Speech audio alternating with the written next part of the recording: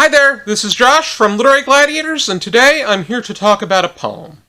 The poem that I will be talking about is called Genealogy by Ayan M. Omar, and it can be found in this chapbook, Bitter and Sweet, which in turn can be found in a chapbook box set of new generation African poets, Nane, Nane.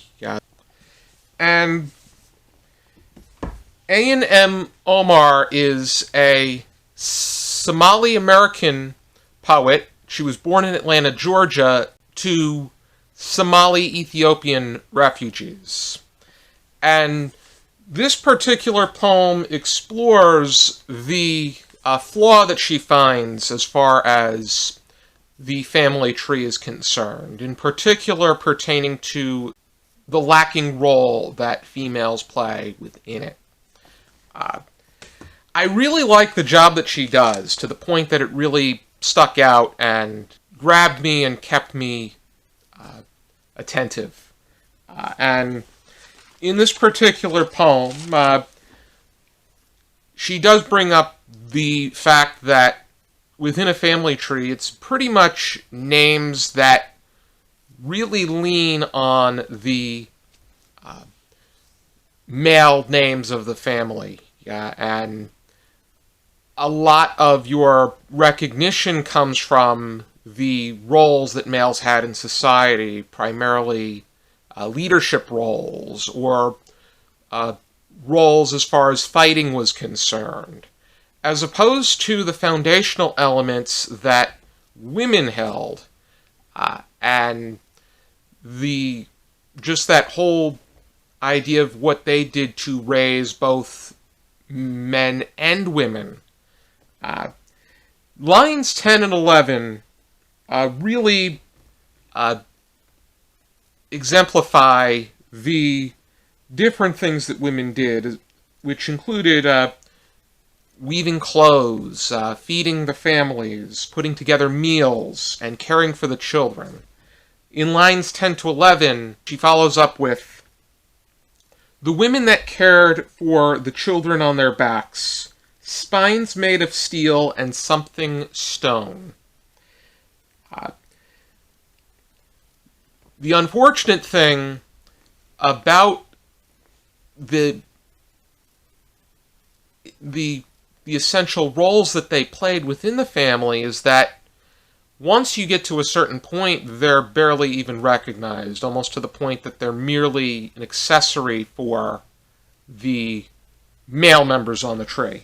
She goes further up the tree and says that, and I quote lines 16 to 22, "All I know is Zainab and Sharad. All I know is the Yemeni woman that held my mother on her back. Long white hair like spider webs down her back.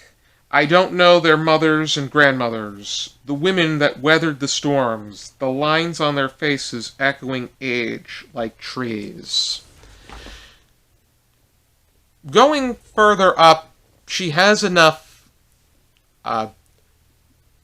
visual evidence, but when you go even further, it's merely just paintings of noble male figures within the family, and you had to have a certain, you had to be of a certain class in order to maintain that sense of individuality. Anybody else was just merely seen in a more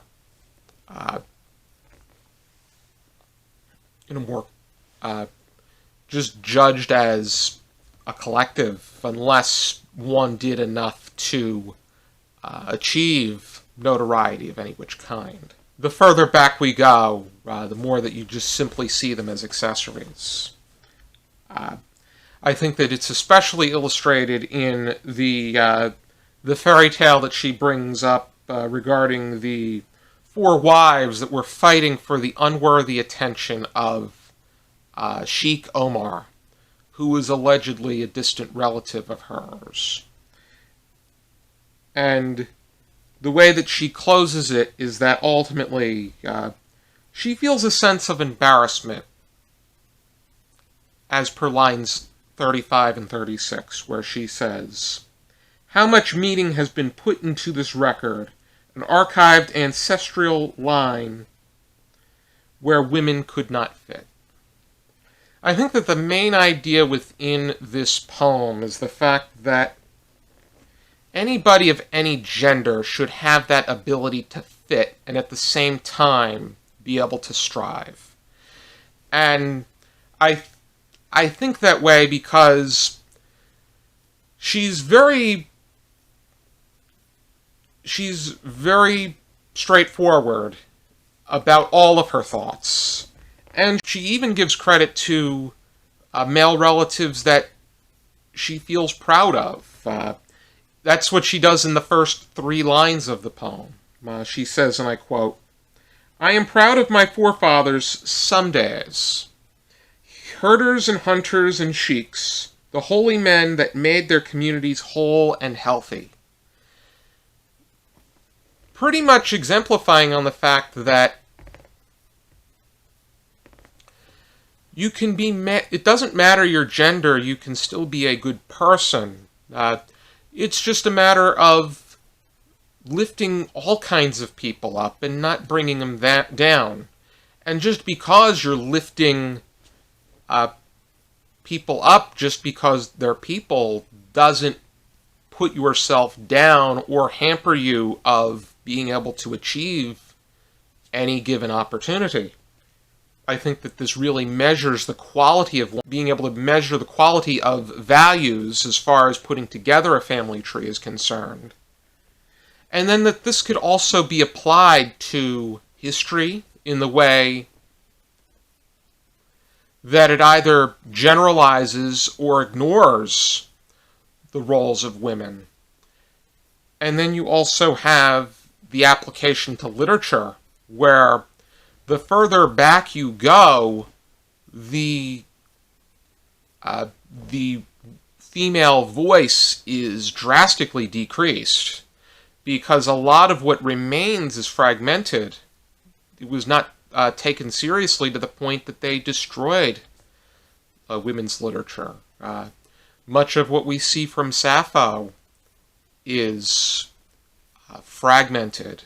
Much of what, just about everything you see from anybody else from female writers writing in ancient times is merely fragmented.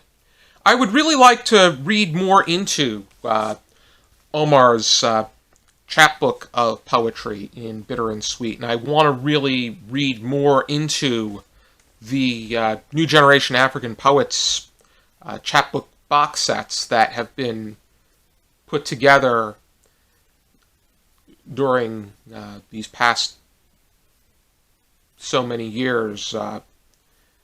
We're going on a decade, but it was Mike Frost that introduced me to this collection, and I'm really eager to dip into it some more.